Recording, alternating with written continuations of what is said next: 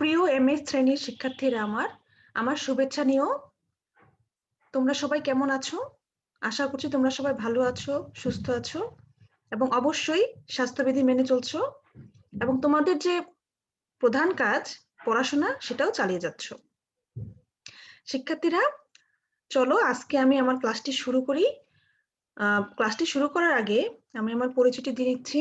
আমি তাসনিম খায়ের, প্রভাষক, দর্শন বিভাগ, ঢাকা কলেজ, ঢাকা। শিক্ষার্থীরা, তোমরা জানো তোমাদেরকে আমি ফিলোসফি অফ ল্যাঙ্গুয়েজ এই কোর্সটি পড়িয়ে থাকি, যেটার কোড হচ্ছে 50001। এই কোর্সটিতে দুটি গ্রুপ আছে এবং দুটি গ্রুপে দুটি টেক্সট বুক আছে। এবং প্রথম গ্রুপ, যেটা গ্রুপ এ, সেটা টেক্সট বুক হচ্ছে ডব্লিউপি আলস্টনের ফিলোসফি অফ ল্যাঙ্গুয়েজ, এবং গ্রুপ বি সেটা টেক্সট হচ্ছে উইগেনস্টাইনের ফিলোসফিক্যাল ইনভেস্টিগেশনস। আমি হচ্ছে তোমাদের গ্রুপে, যেটা টেক্সট হচ্ছে ডব্লিউপি আলস্টন, সেই গ্রুপ থেকে তোমাদের পড়িয়ে থাকি। এবং গ্রুপ বি সেটা পড়িয়ে থাকেন আমাদের শ্রদ্ধেয় শাহিন আক্তার বানু ম্যাডাম। শিক্ষার্থীরা, প্রিভিয়াস ক্লাসে তোমরা, যেটা তোমাদের সাথে আমার প্রথম ক্লাস ছিল, সেই ক্লাসে তোমরা কিন্তু ভাষা দর্শনের স্বরূপ এবং বিষয়বস্তু সম্পর্কে জেনেছিলে। আজকে আমরা একটি নতুন টপিক নিয়ে আলোচনা করব, সেটি হচ্ছে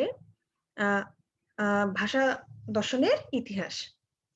শিক্ষার্থীরা, এখানে একটা স্লাইড দেখতে পাচ্ছ, যেটা টেক্সট বুকটা কি ডব্লিউপি আলস্টনের ফিলোসফি অফ ল্যাঙ্গুয়েজ, এটার আলোকেই কিন্তু আমরা পড়বো। তাহলে চলো আমরা আজকে ভাষা দর্শনের যে ইতিহাস সেটা একটু আলোচনা করি। অতি প্রাচীন কাল থেকে ভাষা ও দর্শনের চর্চা হয়ে আসছে। জ্ঞান বিজ্ঞানের আবির্ভাব থেকে বর্তমান অবধি এ ধারা অব্যাহত। প্রাচীনকালে জ্ঞান চর্চার উর্বর ভূমি হিসেবে শনাক্ত করা হয়েছিল প্রাচীন ভারতীয় অঞ্চল, প্রাচীন গ্রিস ও প্রাচীন রোম অঞ্চল। ভাষা দর্শন আলোচনাও এই তিন অঞ্চলের গুরুত্বপূর্ণ অবদান স্বীকার্য। এই তিন অঞ্চলের মধ্যে গ্রিসকে জ্ঞানের বাহক হিসেবে উল্লেখ করা হয়। ভাষা দর্শন আলোচনাও এর ব্যত্যয় ঘটেনি। গ্রিসে ভাষা দর্শন আলোচনার সূত্রপাত ঘটান গ্রিক দার্শনিক ও ভাষাতাত্ত্বিকগণ। তবে এই সংক্রান্ত আলোচনার সুবিন্যস্ত বিন্যাসক হলেন গ্রিস মনীষী সক্রেটিস, প্লেটো, এরিস্টটল প্রমুখ। প্রাচীন ভারতে ভাষা দর্শনের আবির্ভাব হয়েছিল ভাষা দর্শন ও ধর্মকে আশ্রয় করে।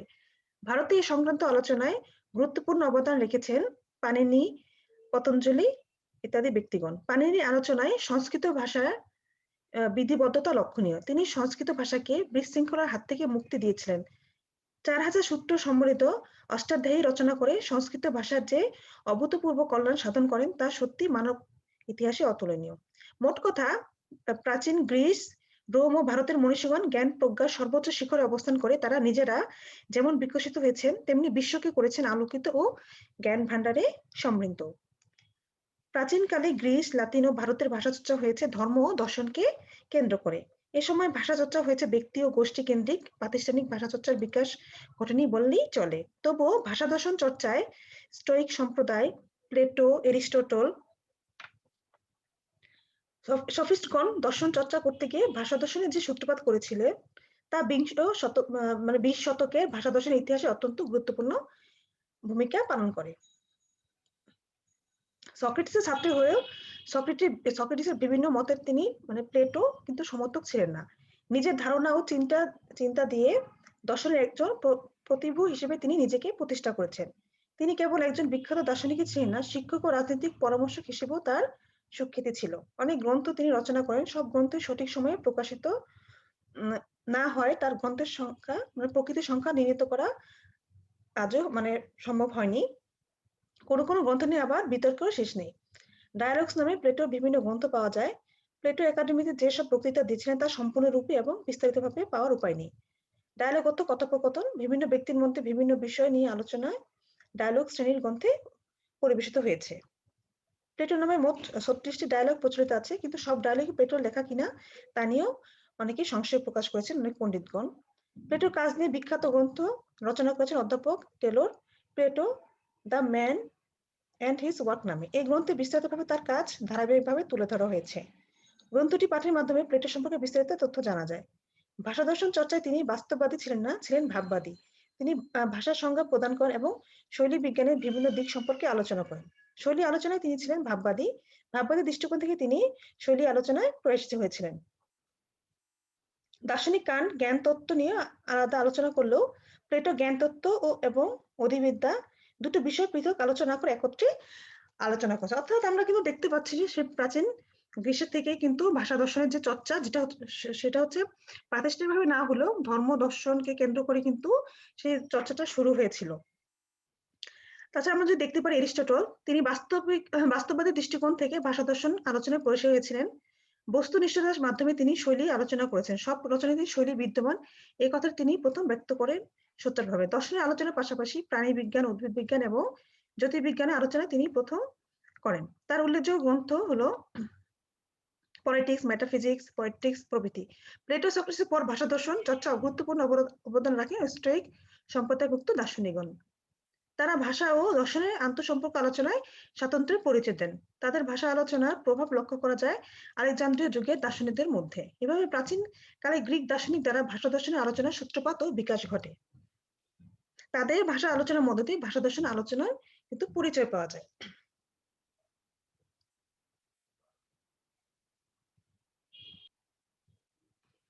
তাহলে আমরা দেখতে পাচ্ছি কি প্রাচীনকালে গ্রিক দার্শনিকদের দ্বারা ভাষা দর্শন আলোচনার কিন্তু সূত্রপাত ঘটছে এবং তাদের ভাষা আলোচনার মধ্য দিয়ে কিন্তু ভাষা দর্শন আলোচনার পরিচয় পাওয়া যায়। এবং ভাষা ও দর্শনের সম্মিলিত প্রয়াসে ভাষা দর্শন শাস্ত্রের উদ্ভব হয় আসলে 20 শতকে। তাহলে আমরা যদি একটা ভূমিকা এভাবে দিতে পারি যে সপ্তদশ শতাব্দীর পাশ্চাত্য দর্শনকে যদি প্রজ্ঞার যুগ, অষ্টাদশ শতাব্দীকে জ্ঞানালোকের যুগ, ঊনবিংশ শতাব্দীকে ঐতিহাসিকতা এবং ঐতিহাসিকতার আত্মসচেতনতার যুগ বলে অভিহিত করা যায়, তাহলে সেই দৃষ্টিকোণ থেকে বিংশ শতাব্দীর দর্শনকে ভাষা এবং যুক্তিবিদ্যার যুগ তথা বিশ্লেষণের যুগ বলে অভিহিত করা যায়। বিংশ শতাব্দীর পাশ্চাত্য দর্শনের প্রধান ধারাকে সচরাচর বিশ্লেষণী দর্শন নামে অভিহিত করা হয়। এই দার্শনিক আন্দোলন মনে করেন যে ধারণাগত স্পষ্টতার জন্য দর্শনের যৌক্তিক কৌশল প্রয়োগ করা এবং আধুনিক বিজ্ঞানের সাফল্যের সাথে সামঞ্জস্য রেখে দর্শনে বৈজ্ঞানিক দৃষ্টিভঙ্গির প্রতিকরণ ঘটানো প্রয়োজন। তার মানে আমরা কি পাচ্ছি? ধারণাগত স্পষ্টতার জন্য দর্শনের যৌক্তিক কৌশল প্রয়োগ করা এবং আধুনিক বিজ্ঞানের সাফল্যের সাথে সামঞ্জস্য রেখে দর্শনের বৈজ্ঞানিক দৃষ্টিভঙ্গির প্রতিফলন ঘটানো প্রয়োজন। বহু বিশ্লেষণী দার্শনিকদের মতে ভাষার অর্থ ও ব্যবহারই হলো দর্শনের প্রধান হাতিয়ার। অর্থাৎ ভাষার অর্থ এবং ব্যবহারই হচ্ছে দর্শনের প্রধান হাতিয়ার। বিশ্লেষণী দর্শন, যাকে অনেক সময় ভাষাগত দর্শন বলেও অভিহিত করা হয়, বিংশ শতাব্দীর দর্শনের সেই আন্দোলন যা অ্যাংলো আমেরিকান দর্শনের একটি প্রভাবশালী ধারা হিসেবে পরিগণিত। অন্যান্য দার্শনিক ধারা থেকে এটি ভিন্নতর প্রধানত পদ্ধতিগত দিক থেকে, যে পদ্ধতি হলো ভাষা ও ভাষায় প্রকাশিত প্রত্যয়ের বিশ্লেষণের উপর গুরুত্ব আরোপ করা। বিংশ শতাব্দীর অধিকাংশ ব্রিটিশ ও আমেরিকান দর্শনে যে পদ্ধতির উপর গুরুত্ব দিয়েছে তা হলো ভাষাগত এবং বিশ্লেষণী পদ্ধতি। কেননা এসব দর্শনের মতে ভাষা ও তার বিশ্লেষণী হলো দর্শনের মুখ্য উদ্দেশ্য। অর্থাৎ এই যে বিশ্লেষণের দর্শন, যেটা ভাষাগত দর্শন হচ্ছে, তাদের প্রধান কথাই কি, সেটা হচ্ছে বৈজ্ঞানিক হতে হবে, বৈজ্ঞানিক সাথে সামঞ্জস্য রাখতে হবে। তার মধ্যে হচ্ছে দর্শনের যে হচ্ছে যৌক্তিক কৌশল সেটা প্রয়োগ করতে হবে এবং বিশ্লেষণ এটা হচ্ছে, এবং ভাষার যে বিশ্লেষণ সেটাই হচ্ছে দর্শনের মুখ্য উদ্দেশ্য। ঠিক আছে শিক্ষার্থীরা?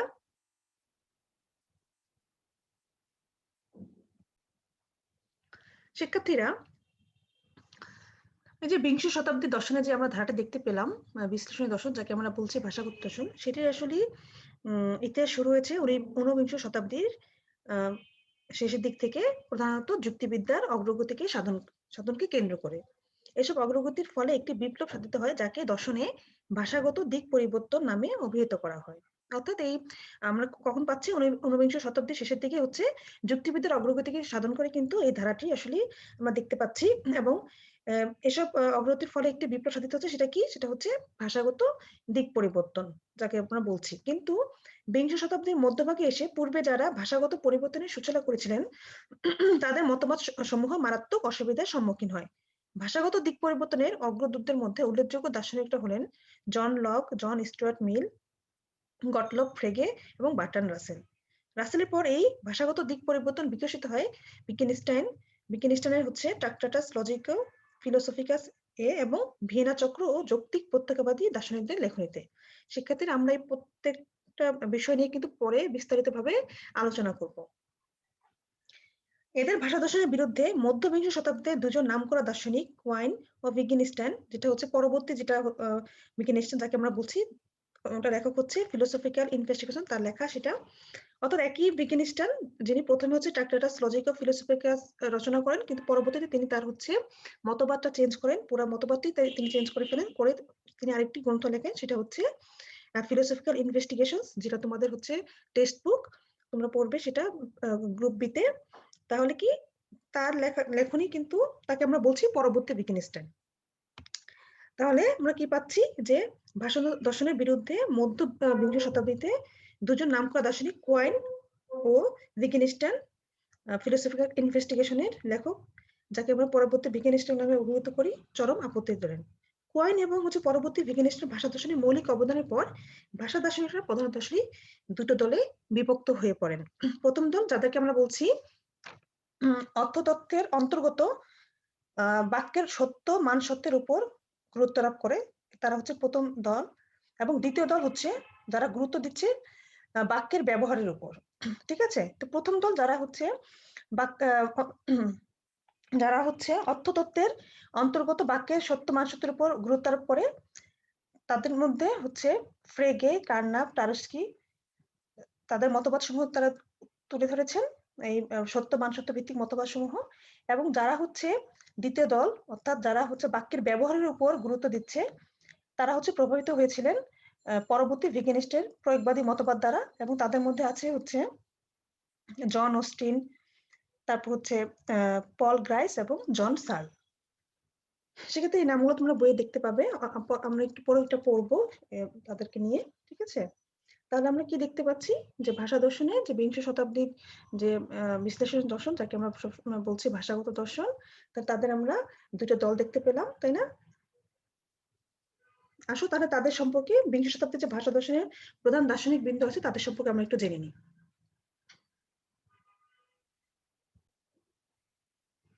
বিংশ শতাব্দীর ভাষা দর্শনের প্রধান দার্শনিক বৃন্দের মধ্যে প্রথমে ছিলেন ফ্রেগে। আসলে আমরা ফ্রেগে সম্পর্কে একটু জানি। ফ্রেডরিক লুডভিগ গটলফ ফ্রেগে ছিলেন একজন জার্মান গণিতজ্ঞ, যুক্তিবিদ এবং দার্শনিক। তিনি আধুনিক গাণিতিক যুক্তিবিদ্যা ও বিশ্লেষণী দর্শনের সূচনা করেন। যুক্তিবিদ্যায় তার অবদান ছাড়াও ফ্রেগে বিশ্লেষণী দর্শনের একজন প্রতিষ্ঠাতা বা ফাউন্ডার ছিলেন। বিশেষত ভাষা দর্শনে তার অবদান অনস্বীকার্য।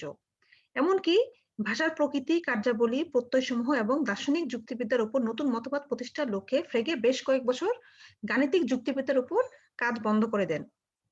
ভাষা দর্শনে ফ্রেগে প্রসিদ্ধ লাভ করেন তার 1892 সালে লেখা প্রবন্ধ অন সেন্স অ্যান্ড রেফারেন্স এর জন্য। এই প্রবন্ধে ফ্রেগে একটি শব্দ সমষ্টি বা অভিব্যক্তির অর্থপূর্ণতার দুটি দিকের মধ্যে পার্থক্য করেন। একটি হলো অভিব্যক্তির অর্থ এর দিক থেকে, যেখানে একটি শব্দ বা বস্তুর অর্থ থাকে এবং সে অর্থ মানুষের ভিন্ন হতে পারে। অন্যটি হলো অভিব্যক্তির নির্দেশনা দিক, যা একটি বস্তুর হচ্ছে বাস্তব বস্তুকে নির্দেশ করে এবং যা সবসময় একই থাকে। অর্থাৎ দুইটা দিকের প্রতি তিনি এখানে করেন যে একটা অভিব্যক্তি, সেটা কি, যেটা শব্দ এবং বস্তুর অর্থ থাকে, যেটা মানুষের ভিন্ন হতে পারে, কিন্তু একটা অবশ্যই নির্দেশনা দিক থাকবে। আমি যে একটা অভিব্যক্তি করছি সেটা দুটা দিক আছে, একটি হচ্ছে বস্তুর অর্থের দিক, আর একটি হচ্ছে কি নির্দেশনা, অর্থাৎ বস্তুটা যে বাস্তবে আছে সেটাও নির্দেশ করবে। আমরা বিস্তারিতভাবে পরে পড়বো এগুলো নিয়ে। ঠিক আছে, জাস্ট আজকে হলো তার পরিচয়টাই দিয়ে নিচ্ছি। আমরা যদি পরের জনকে দেখি, তিনি হচ্ছে Bertrand Russell. Bertrand Arthur William Russell ছিলেন একজন ব্রিটিশ দার্শনিক, যুক্তিবিদ ও গণিতজ্ঞ। ফ্রেগের সাথে তাকেও বিশ্লেষণী দর্শনের একজন প্রতিষ্ঠাতা বলে গণ্য করা হয়।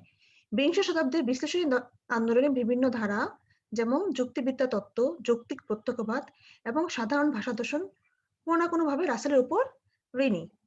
তার প্রধান লেখাগুলোর মধ্যে অন ডিনোটিং প্রবন্ধ এবং আলফ্রেড নর্থ হোয়াইটহেডের সাথে লিখিত প্রিন্সিপিয়া ম্যাথমেটিকা গ্রন্থটি গণিতে, বিশেষ করে সেট তত্ত্বে, ভাষাতত্ত্বে ও দর্শনের অন্যান্য শাখায় গুরুত্বপূর্ণ অবদান রেখেছে।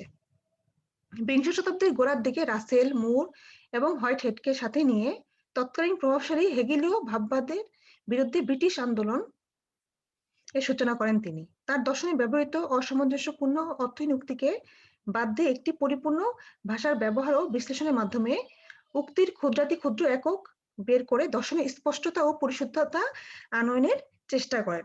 তাহলে আমরা কি দেখতে পাচ্ছি যে তিনি হচ্ছে মুর এবং হোয়াইটহেডকে সাথে নিয়ে একটি হচ্ছে আন্দোলন করেন।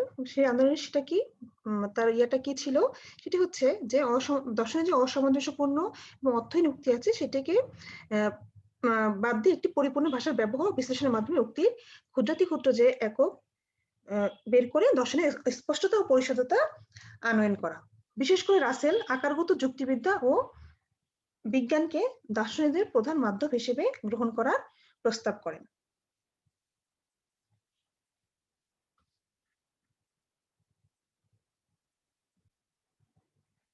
শিক্ষার্থীরা আসো আমরা এখন একটু উইটগেনস্টাইন সম্পর্কে জেনে নিই। লুডভিগ উইটগেনস্টাইন ছিলেন একজন অস্ট্রীয় দার্শনিক ও গণিতবিদ। তাকে বিংশ শতাব্দীর একজন বিশেষ গুরুত্বপূর্ণ দার্শনিক বলে মনে করা হয়। তার পূর্ববর্তী এবং পরবর্তী দর্শন যদিও সম্পূর্ণ ভিন্ন এবং বিরোধাত্মক ছিল, বিশ্লেষণী দর্শন ও ভাষা দর্শনের উন্নয়নে মুখ্য ভূমিকা রাখে। বিশেষ করে ভিয়েনা চক্রের যৌক্তিক প্রত্যক্ষবাদীরা তার ট্রাক্টাটাস লজিকো ফিলোসফিকাস গ্রন্থ দ্বারা অনেকাংশে প্রভাবিত হয়। তার লেখা ফিলোসফিক্যাল ইনভেস্টিগেশনস, যা তার মৃত্যুর পর প্রকাশিত হয়েছে, সাধারণ ভাষা দর্শন আন্দোলনের সূচনাকারী একটি প্রধান দার্শনিক গ্রন্থ। অর্থাৎ উইটগেনস্টাইন তিনি হচ্ছে দুইটি গ্রন্থ লিখেন। তার প্রথম গ্রন্থ ছিল হচ্ছে ট্রাক্টাটাস লজিকো ফিলোসফিকা, যেটাতে তিনি এক ধরনের ভাষা সম্পর্কে এক ধরনের মতামত দেন, এবং পরবর্তী যে গ্রন্থ ফিলোসফিক্যাল ইনভেস্টিগেশন, সেখানে তিনি এটা পুরোপুরি বিপরীত ধর্মী একটি মতবাদ দেন। সেটাই মানে ফিলোসফিক্যাল ইনভেস্টিগেশনকে বলা হচ্ছে পরবর্তী উইটগেনস্টাইন। অর্থাৎ কিন্তু উনি কিন্তু একজনই, তুমি হয়তো কনফিউজ হতে পারো, কিন্তু ওনার লেখা দুইটা বই। উনি প্রথমটি হচ্ছে ট্রাক্টাটাস লজিকো ফিলোসফিকাস, এবং হচ্ছে যেটা পরবর্তীতে উনি লেখেন সেটা হচ্ছে ফিলোসফিক্যাল ইনভেস্টিগেশন। ঠিক আছে, এই দুটি হলো গুরুত্বপূর্ণ হচ্ছে ভাষা দর্শনের ক্ষেত্রে। এবং তোমাদের কিন্তু ফিলোসফিক্যাল ইনভেস্টিগেশন হচ্ছে তোমাদের টেক্সট বুক, এবং তোমরা এটা আলোকে কিন্তু তোমাদের গ্রুপ যে বি বা তোমাদের পার্ট যে বি আছে সিলেবাসে, সেটা তোমরা পড়বে। আসলে আমরা এখন দেখে নিই যৌক্তিক প্রত্যক্ষবাদ বা দৃষ্টবাদ। উইটগেনস্টাইনের ট্রাক্টাটাস বিশ্লেষণী দর্শনের একটি মাইলফলক হিসেবে পরিগণিত। এর অধিবিদ্যা বিরোধী ধারণা গুরুত্বপূর্ণ প্রভাব ফেলেছিল যৌক্তিক প্রত্যক্ষবাদ আন্দোলনের সূচনা লগ্নে। যৌক্তিক প্রত্যক্ষবাদ আন্দোলনের সূচনা হয় অস্ট্রিয়ার রাজধানী ভিয়েনায়। এর প্রবক্তারা ভিয়েনা চক্রের সদস্য ছিলেন, যাদের মধ্যে কেবল দার্শনিকই ছিলেন না, ছিলেন বৈজ্ঞানিক এবং যুক্তিবিদও।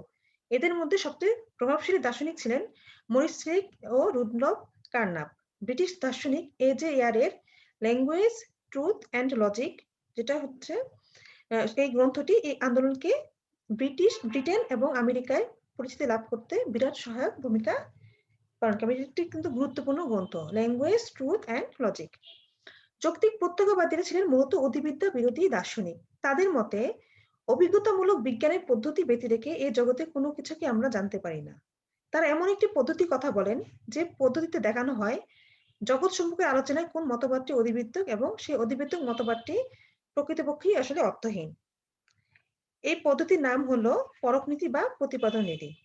সদুত্তর রূপে এই নীতির মতে এই জগৎ সম্পর্কে কথিত যে কোনো বচনের অর্থ প্রদান করা হয় ওই বচনের সত্য বা মিথ্যা নির্ণয়ের পদ্ধতির মাধ্যমে, এবং সেই পদ্ধতি হলো পরীক্ষণ ও পর্যবেক্ষণের পদ্ধতি। নৈতিক রূপে এই নীতি বলে যে জগৎ সম্পর্কে কথিত কোনো বচনই বচন রূপে পরিগণিত হবে না যতক্ষণ পর্যন্ত সেই বচনকে প্রতিপাদন বা পরখ করা না যায়। অর্থাৎ তারা কিন্তু মানে কোনো একটি বচনকে পরখ করার পক্ষে তারা কিন্তু অধিবৃত্ত যেগুলো হচ্ছে আমরা যে পরখ করতে পারি না যে বচনগুলো, সেটার বিরুদ্ধে ছিলেন, এবং তাদেরকে তারা কিন্তু অর্থহীন বলে মনে করেছেন। এবং তোমরা হচ্ছে পরবর্তীতে কিন্তু যৌক্তিক প্রত্যক্ষবাদ নিয়ে কিন্তু আমাদের হচ্ছে ব্রড কোশ্চেন আসে এবং বড় প্রশ্ন আসে, তখন আমরা কিন্তু এগুলো নিয়ে বিস্তারিত আলোচনা করব। অর্থাৎ এই কথা বলার মাধ্যমে প্রত্যক্ষবাদীরা অধিবৃত্তকে প্রত্যাখ্যান করেন এবং জগৎ সম্পর্কে যে কোনো আলোচনায় বিজ্ঞানের পদ্ধতির সমর্থন করেন। প্রতিপাদন নীতির প্রয়োগের মাধ্যমে যৌক্তিক প্রত্যক্ষবাদীরা অনেক দার্শনিক ও ধর্মীয় মতবাদকে, যা আপাত দৃষ্টিতে জগৎ সম্পর্কে কিছু বলে, অর্থহীন প্রমাণ করার চেষ্টা করেন। তবে তাদের মতে অধিবৃত্তক বচনের মতো গাণিতিক বচন বা নৈতিক বচন কিন্তু অর্থহীন নয়। আর এই দুই ধরনের বচনের ক্ষেত্রে প্রতিপাদন নীতির প্রয়োগ প্রযোজ্য নয়, কেননা তারা জগৎ সম্পর্কে কোনো উক্তি করে না। গাণিতিক সত্যগুলো প্রকৃতপক্ষে প্রথামূলক। উইটগেনস্টাইনের ট্রাক্টাসের সাথে সুর মিলিয়ে প্রত্যক্ষবাদীরা বলেন যে সব গাণিতিক এবং যুক্তিবাদের গঠনসমূহ হলো বিশ্লেষণমূলক। অর্থাৎ তারা হচ্ছে মূলত অধিবিদ্যার যে উক্তিগুলো আছে সেটাকে আসলে সেই উক্তিগুলোর অসহায়তা প্রমাণ করার চেষ্টা করেন এবং সেটা প্রতিপাদন পরক নীতি বা প্রতিপাদন নীতির মাধ্যমে। যাই হোক, আমরা তো নেক্সট ক্লাসে এগুলো পড়বোই বিস্তারিতভাবে, তখন আমরা আরো ভালো মতো এগুলো আলোচনা করব। ঠিক আছে শিক্ষার্থীরা, এখন আমরা দেখে নিই সাধারণ ভাষা দর্শন সম্পর্কে একটু দেখে নিই আমরা।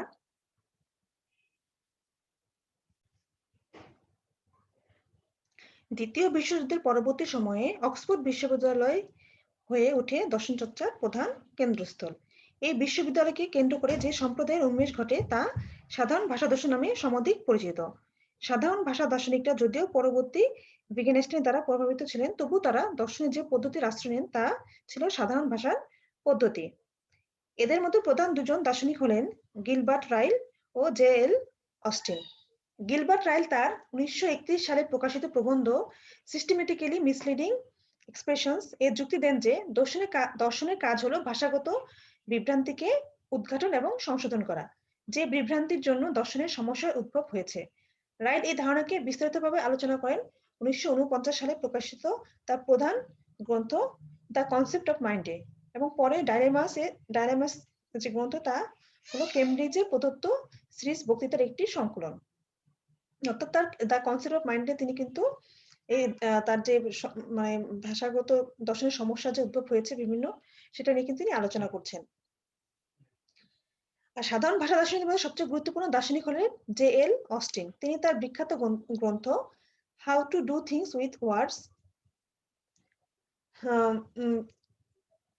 যেটা হচ্ছে যা ছিল হার্ভার্ডে প্রদত্ত উইলিয়াম জেমস বক্তৃতামালার সমষ্টি, এবং যা তার মৃত্যুর পর 1962 সালে প্রকাশিত হয়। এখানে হচ্ছে অর্থ সম্পর্কে নতুন তথ্য দেন, যা দর্শনে বাচন ক্রিয়া মতবাদ নামে পরিচিত।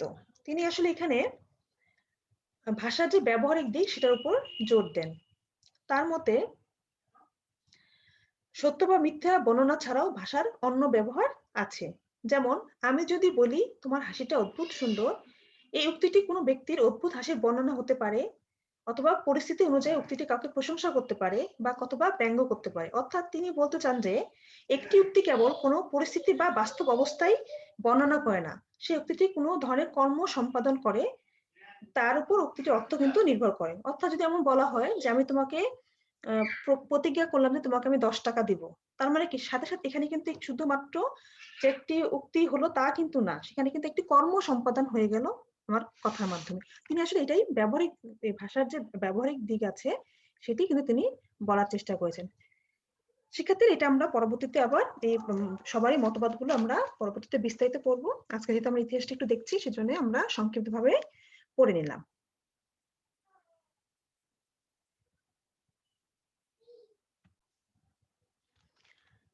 শিক্ষার্থীরা, আমরা যদি ভাষা দর্শনের ইতিহাস নিয়ে আলোচনা করলাম, এখন চলো আমরা ভাষা দর্শনের যে কাজ সেটা সম্পর্কে একটু সংক্ষিপ্তভাবে জেনে নিই। তাহলে ভাষা দর্শনের প্রধান কাজ হচ্ছে ধারণার যৌক্তিক বিশ্লেষণ। শব্দ বা বাক্যের ধারণাগত বিশ্লেষণই ভাষা দর্শনের প্রথম ও প্রধান কাজ।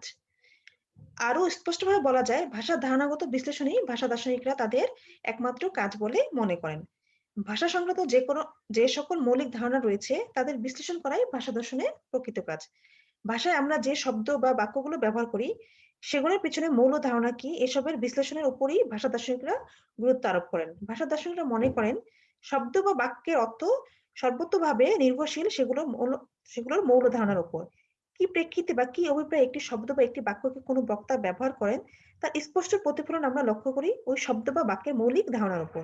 কাজেই মৌলিক ধারণাকে বিশ্লেষণ করতে পারলেই শব্দ বা বাক্যের অর্থ স্পষ্ট হয়ে ওঠে। অতীতের ভাববাদী দার্শনিকরা শব্দ বা বাক্য ব্যবহারে এই নীতিটি পালন করতে পারেননি বা করেননি বলেই দর্শনে তারা অবাঞ্ছিত বিতর্ক আমদানি করে ফেলেছেন অনেকটা নিজেদের অজান্তেই। তাই ভাষা দর্শনের প্রাথমিক কাজ হলো ধারণার যৌক্তিক বিশ্লেষণ। এই কারণেই প্রত্যয় বা ধারণা নিয়ে আমরা বিশ্লেষণ। আর অবশ্য চিরাচরিত ঐতিহ্য অনুসারে সকল দার্শনিকই ধারণার বিশ্লেষণকে তাদের একটা প্রধান ও কেন্দ্রীয় সমস্যা হিসেবে চিহ্নিত করে এসেছেন। একথা প্রাচ্য প্রতীচ্যের বাস্তববাদী দার্শনিকদের বেলায় যেমন প্রযোজ্য, ভাববাদী দার্শনিকদের বেলাও সমভাবে প্রযোজ্য।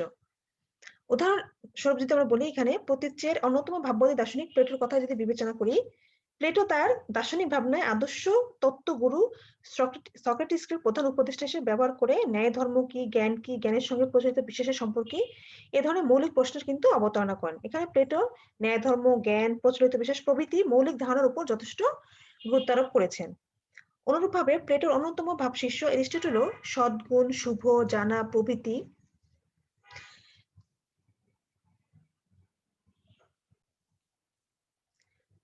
যারা প্রকৃতি পদের সংজ্ঞা নির্ধারণ করতে গিয়ে সংশ্লিষ্ট পদসমূহের ধারণাগত বিশ্লেষণের উপর পর্যাপ্ত গুরুত্ব প্রদান করেছেন। তবে এই প্রসঙ্গে একটি কথা আমরা বলতে পারি, প্লেটো ও এরিস্টটল উভয় দার্শনিকরা ধারণাগত বিশ্লেষণ আর ভাষা দর্শনের ধারণাগত বিশ্লেষণের লক্ষ্য কিন্তু এক ও অভিন্ন নয়। জগৎ ও জাগতিক পদার্থের মৌলিক কাঠামো অনুসন্ধান করতে গিয়ে প্লেটো ও এরিস্টটল ধারণাগত বিশ্লেষণে শরণাপন্ন হয়েছিলেন।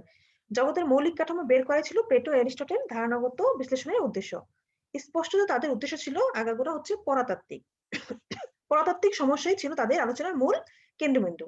এই পরাতাত্ত্বিক সমস্যার সমাধান খুঁজতে গিয়ে তারা অধিবিদ্যা বা পরাতত্ত্ব সম্পর্কিত বিভিন্ন প্রত্যয় বা মৌলিক ধারণার বিশ্লেষণে হাত দেন। কিন্তু ভাষা দার্শনিকদের উদ্দেশ্য সম্পূর্ণ ভিন্ন। 20 শতকের ভাষা দার্শনিকদের কাছে ভাষার প্রশ্নটাই বড় হয়ে দেখা দেয়। তাই তাদের ধারণাগত বিশ্লেষণের মূল উদ্দেশ্য ভাষার ধারণাগত বিশ্লেষণ। ভাষা আমরা কেন ব্যবহার করি, ভাষার উপাদান কি কি, ভাষার মাধ্যমে কিভাবে সম্পূর্ণ অর্থপূর্ণভাবে মনের ভাব প্রকাশ করতে পারে, এসবই ভাষা দার্শনিকদের কাছে সর্বাধিক গুরুত্বপূর্ণ প্রশ্ন। আর এসব প্রশ্নের উত্তর অনুসন্ধান করতে গিয়েই 20 শতকের ভাষা দার্শনিকরা ভাষার ধারণার বিশ্লেষণের উপর প্রয়োজনীয় গুরুত্ব আরোপ করেন। কাজেই আমরা বলতে পারি যে ভাববাদী দার্শনিকদের ধারণাগত বিশ্লেষণ আর ভাষা দার্শনিকদের ধারণাগত বিশ্লেষণের মধ্যে আসলে কিন্তু পার্থক্য রয়েছে। তাছাড়া আমরা ভাষা দর্শনের যে অন্যান্য কাজ দেখতে পাই সেটা হচ্ছে শব্দ ও বাক্যের অর্থ সংক্রান্ত ধারণার আলোচনা, শব্দের অস্পষ্টতার কারণ ও তা দূর করার উপায়, পদের বিভিন্ন রকম ফের, শব্দের দ্ব্যর্থকতার কারণ ও তা নিরসনের উপায়, বিভিন্ন ধরনের রূপকের ব্যবহার নিয়েও কিন্তু ভাষা দর্শন কাজ করে থাকে। তাছাড়া সংশ্লেষণী বচন কাকে বলে, সংশ্লেষণী ও প্রাকসিদ্ধ বচনের সম্ভাব্যতা ও অসম্ভাব্যতা নিয়ে আলোচনা করে কিন্তু ভাষা দর্শন।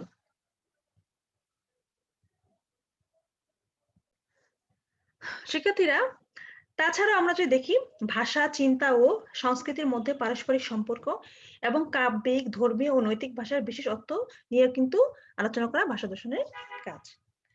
শিক্ষার্থীরা, আজকে আমার ক্লাসটা এই পর্যন্ত থাকবে। আশা করি তোমরা উপকৃত হয়েছে একটু হলেও। আর তোমরা একটু বই দেখবে, আশা করি তোমরা বইগুলো কিনেছো। তোমরা হচ্ছে ভাষা দর্শন ডক্টর মোহাম্মদ আব্দুল মুহিত স্যারের বইটি পড়তে পারো। তাছাড়া ভাষা দর্শন শব্দার্থ বাক্যত্ব ডক্টর এম মতিউর রহমান স্যারের বইটি পড়তে পারো। তাছাড়া বিশ্লেষণ দর্শনের ইতিহাস প্রথম খণ্ড এবং দ্বিতীয় খণ্ড ডক্টর আব্দুল মুহিত এই স্যারের এই বইগুলো তোমরা কিন্তু এই ভাষা দর্শনের বই, তোমরা এই বইগুলো ফলো করতে পারো। তাহলে তোমরা অনেক কিছু জানতে পারবে ভাষা দর্শন সম্পর্কে। এবং আশা করি তোমরা বইগুলো কিনেছো এবং পড়াশোনা শুরু করে দিয়েছো। শিক্ষার্থীরা, তাহলে আজকে এই পর্যন্ত থাকবে। তোমরা ভালো থেকো, সুস্থ থাকো। আল্লাহ হাফেজ।